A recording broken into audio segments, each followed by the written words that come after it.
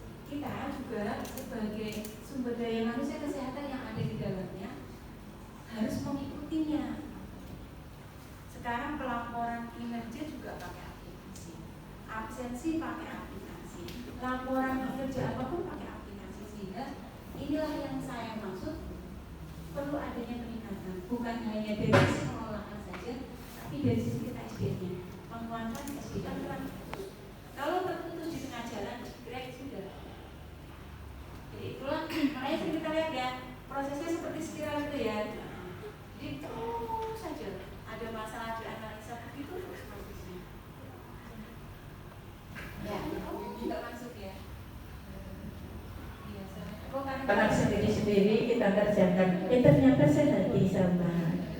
Nah, siapkanlah dokumen yang dibutuhkan, ini sesuai dengan elemen penilaian yang diminta. Jadi yang di dalam elemen penilaian tolong dipenuhi, ya, sambil memperhatikan pokok pikiran. Kadang-kadang di EP ini belum ada, tapi di pokok pikiran suruh menyebutkan A sampai G, misalnya 1 sampai 9, nah itu juga harus dipenuhi. Mungkin di dalam elemen penilaian yang diminta itu SOP, tapi kalau ada SOP kita harus ada SK-nya, jadi SK tetap harus dibuat. Nah, kalau di situ diminta EP, tapi yang ada ini apa? Kerangka acuan kegiatan yang nggak nyambung, tetap harus dibuat SOP-nya. Seperti itu, nggih. Jadi kalau di situ diminta SK, mungkin tidak ada pedoman, ya tetap harus dibuat SK. diminta itu SK. SK itu yang sudah sudah ditetapkan oleh Ibu Kepala Puskesmas dan yang harus dilaksanakan karena itu merupakan kebijakan ketemu. Hanya mungkin ada beberapa yang mungkin belum masuk ke dalam dokumen kiper, tapi sebenarnya sudah ada ya. Nanti bisa kita lihat hari ini ya.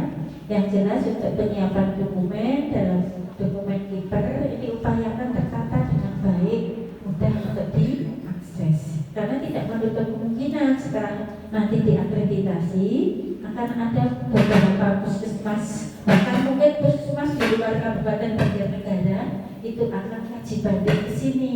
Nah kalau dokumen panjenengan boleh angel, tidak tertata, diaksesnya juga tidak mudah, nanti jadi kok sulit banget toh iki.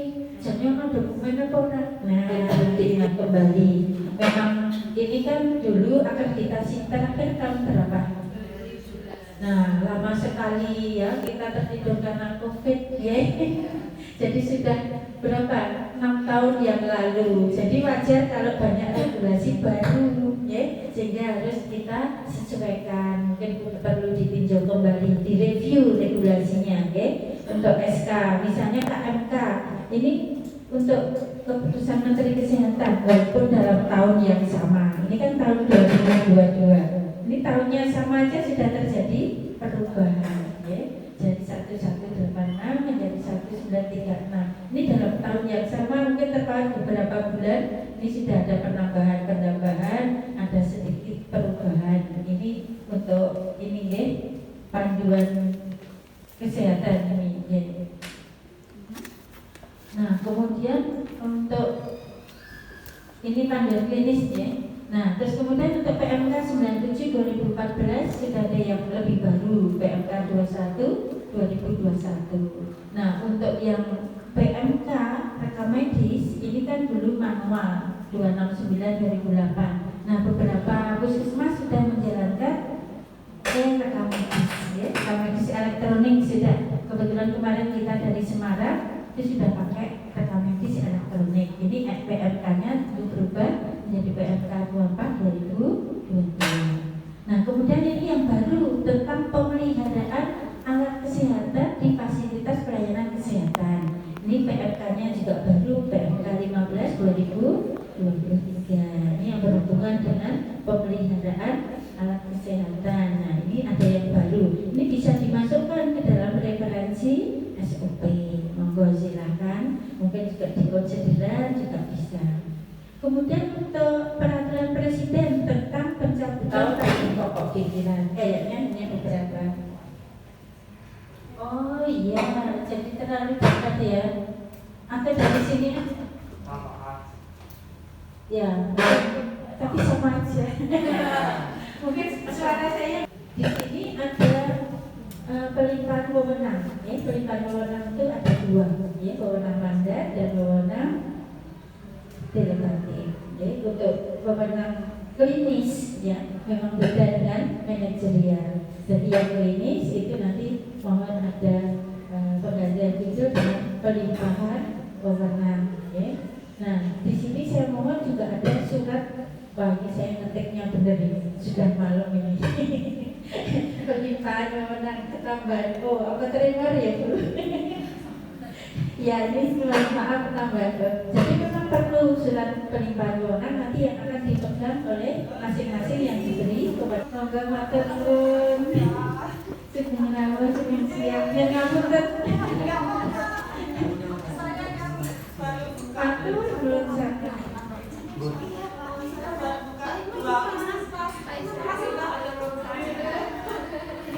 Pendahului ya itu. Kondisinya aja. Kewenangannya apa? Oh, nanti melakukan kajian awal. Nah, nanti disebutkan kewenangan yang dilibatkan apa di dalam surat pelimpahan wewenang. Walaupun itu sudah ada di dalam SK, tapi tetap dibuatkan surat. Ya. Nah, ini biasanya wewenang itu kan ada persalinan, ya. Jadi nanti dari dokter ke bidan maupun ke perawat yang ada. Ya. Terus kemudian juga laborat, biasanya kan juga ada malam itu di luar jam kerja dinas itu juga ada laborat. Farmasi juga demikian.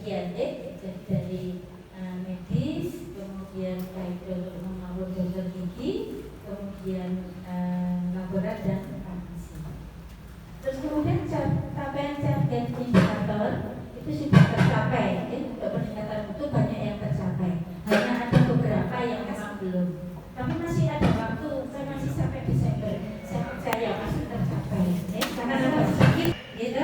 Nah itu juga termasuk tumpahan yang infeksius. Ada formnya dibagikan di setiap unit ruangan pelayanan. Jadi kalau ada langsung ditulis diserahkan besok nggak apa-apa, yang penting tulis dulu, ya. Itu termasuk dalam hal.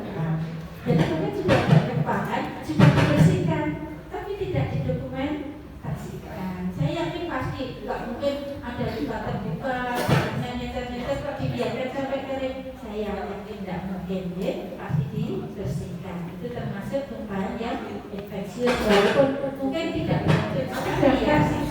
Daftar singkatan dalam penulisan rekam medis. Mohon bantuan untuk dibuat daftar singkatan yang boleh ditulis dan tidak boleh direkam medis. Yang saya lihat itu masih ada kurawal panjang gitu, DPN, TAK. Kayaknya nggak boleh, DPN, TAK nggak boleh. Nanti kalau Bu Bidan melihat hamil tensinya tinggi bengkak, ya kan? Di sana memang untuk swabnya bisa misalnya. Kan ada ekstremitas. Nah ekstremitas jangan ditulis TAK, DPN, ditulis kan kakinya bengkak. Misalnya ekstremitas kanan kiri atau kanan kiri bengkak, seperti itu. Terus kemudian ada asma, di situ ada paru, ya. Yang ditulis visinya positif, gitu. Oh itu kok jatuh, terdegur, ya ditulis nanti, ya. Ditulis apa? Iramanya irregular, misalnya gitu. Kan cuma sedikit. Nah kalau di profil panjang, PPRT apa? Itu kurang pas, ya. Karena di sini itu untuk pendidikan banyak apa? Banyak adik-adik intervensi, ya. Sehingga nanti itu diperlukan. Jadi saya kira saya itu sampai kaget, salah 3 puskesmas itu yang berangkat dokter-dokternya, kemudian mana ya salah 3 Wonogiri tak ada dokter mau berangkat ke sini tuh dokternya sampai berapa? 6, 7. Saya sampai ke ya Allah, Bu kami akui Banjarnegara itu tidak diminati ya, nggak tahu kenapa. Yang jelas, yang isi bisa untuk merekrut dokter. Kemudian yang sudah PNS pun beberapa resign. Pertama cuti di luar tanggungan berproses karena kita sudah tadi dari DPHJT kita sudah berproses ke DED-nya, kemudian diundang dengan alkes yang nanti pada 34 juga insya Allah nanti bisa membantu karena bukan di bidang kami sarana prasarana dan alkes. Sebenarnya juga SDM sih, tapi untuk kami semua berproses untuk perencanaan di 2020. Yang penting nanti bisa maksimal. Iya, karena kalau gedungnya baru kok alkesnya nggak ada. Nah, sama SDM-nya juga, ya SDM juga, alkes didukung SDM-nya. Itu aja Mbak Rani dan Mbak Ina. Terima kasih. Ganti gaya. 1, 2, 3.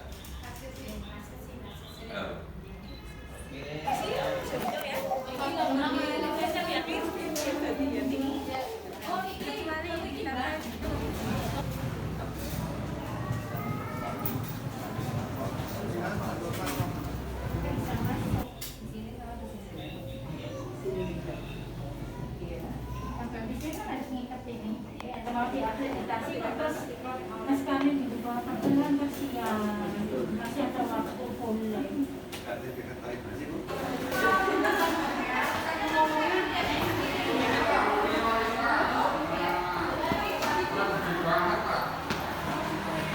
Ya, tiap hari kesini nggak apa-apa. Udah, Om? Udah. Besok maming ya.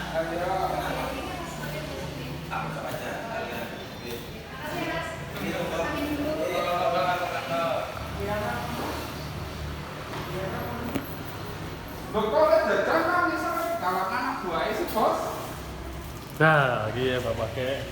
Pak rasanya sudah terlalui hari pertama. Lumayan sedikit plong ini. Besok plong lagi. Oh, iya. Exit conference ya. Iya. Besok. Macan tenang lah ya. Iya. Pelayanan yang berkualitas dan menjamin kesamaan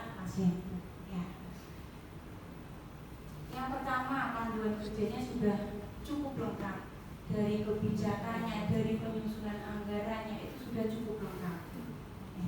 Teman-teman sudah berproses, manajemen puskesmasnya sudah mulai dilaksanakan dengan sesuai tracknya, on the tracknya sudah. Ini sampai kayak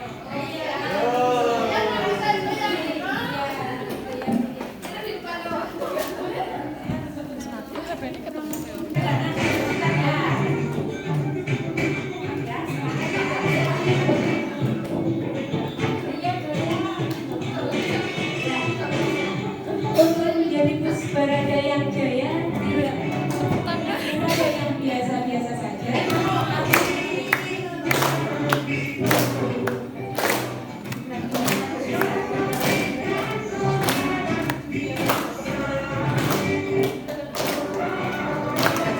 kebetulan di sini ada bersamanya. Terus kemudian untuk manajemen bencana dan kebakaran ini sudah dilaksanakan simulasi dan kemarin sudah saya tes, ya, kebetulan maupun kebetulan sudah bisa termasuk pakai helm, ya, sudah di dalamnya. Terus kemudian juga apa juga sudah dilaksanakan, ada inspeksinya, pemeliharaannya, dan setiap tahun nanti dikontrolisinya, ya, seperti itu. Terus kemudian untuk daftar satgas dan alat ini sudah sesuai apa? Berapa sih? Lebih dari 50 ya.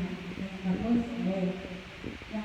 Yang saya lihat memang ada daftar inventaris di ruangan, sudah melihat kemarin, termasuk monitornya. Mudah-mudahan yang tangnya tidak SKS ya, sistem COVID-19. Ya, sampai datang. Iya, sudah saya cuma intermezzo aja. Kayak mau ujian itu kan biasanya SKS, sistem profesional. Ngombe kopi habis bukan, sistem ada sepuluh. Makanya saya sudah ada yang stroke. Ya sudah ada, karena stroke-nya mungkin memang dari kita juga bisa primer ya. Itu juga ada. Jadi memang perlu ya. perlu deteksi dini, kira-kira 10 tahun kemudian sehingga bisa melayani masyarakat dengan optimal. Ya. Nah kemudian untuk ANC juga sudah dilengkapi dengan USG, ya. Mudah-mudahan makin bertambah yang periksa ANC karena USG itu kalau di spesialis mahal, ya. Sedangkan di puskesmas terjangkau dan bisa dilaksanakan 2 kali, tambah juga boleh ya. Boleh ditambah, Bu, saya udah besar, aku pengen lihat anakku lagi perempuan. Nah, boleh karena perlu ada SOP untuk resistensi obat TB dengan FO. Kalau dulu istilahnya MK-nya akan diberikan, tapi tolong diberi konseling, ya, untuk melanjutkan pengobatan di tempat dia berada, dibawakan form TB 09, ya, terus kemudian dimonitor melalui SITB. Di samping itu juga berilah surat pengantar biar dia nanti datang ke puskesmas sudah bawa surat pengantar. Jadi buat pulau-pulau di puskesmas di mana dia akan berdomisili sehingga tidak ada putus pengobatan. Karena kunci keberhasilan TB itu ada pada kepatuhan minum obat. Ya. Dan memang kadang-kadang kurang memperhatikan. Ya. Tapi juga ada kok yang bagus kemarin ya. Yang dari 6 itu 3 tahu, 3 orang tahu saya tanya. Suruh apa haknya gitu. Oh ya, saya harus dilayani di sini, ya harus diberikan obat. Oh ya, berarti tahu harus dilayani.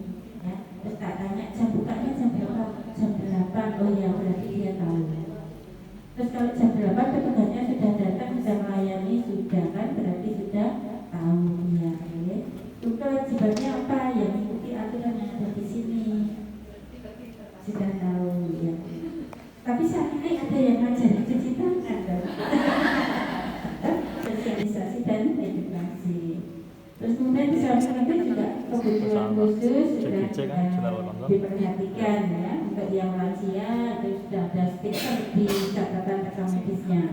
Kemudian pemeriksaan penempatan pasien sudah dilaksanakan, prioritas untuk pasien gawat darurat juga sudah dilaksanakan. Pada umumnya sudah baik ya.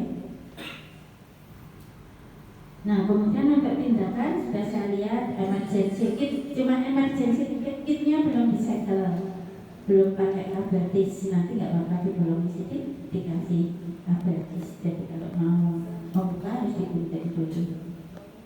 Ya, ya harus digunting dulu. Kenapa? Iya, nggak bisa bawa lepas. Iya, harus gunting murah aja ya.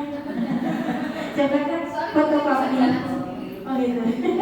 Di fotokopi itu murah kok gunting. Oh iya betul. Suatu politik yang bagus diikat di kantong di situ. Terus pakai ET segala kesesuaian waktu minta. Yang penting kan sudah ada PJTRS, ada ATRS, ada ACLS. Jadi BHD sudah dilatih juga, saya percaya pasti bisa. Hanya tambahkan flowchart sedikit tentang DCS. Nah, tempel aja DCS-nya. Boleh dia di meja di balik kaca atau mau ditempel di dinding kan, satu lembar aja cukup DCS-nya. Biar ngitungnya itu nggak usah mikir-mikir, tapi sudah dari situ. Oh ini kira berapa? 11, misalnya 8, 7, seperti itu. Oke. Ya, bagus ya. Cuma diingatkan aja. Luar kepala kelompok melalui radio dan di BPUM umum acuan kolaborasi juga sudah dilaksanakan di mana di CPPT itu sudah ada farmasi klinik ya, ada edukasi gizi di sana ya. Terus kemudian untuk telusur pengisian rekam medis itu memang sebagian cukup lengkap ya. Ada 1-2 yang kurang tapi masih bagus mayoritas. Kemudian proses rujukan internal juga jalan, rujuk balik juga jalan. Hanya perlu monitoring rujuk balik karena kadang-kadang rujuk balik yang datang kembali tulisannya hanya kontrol ulang.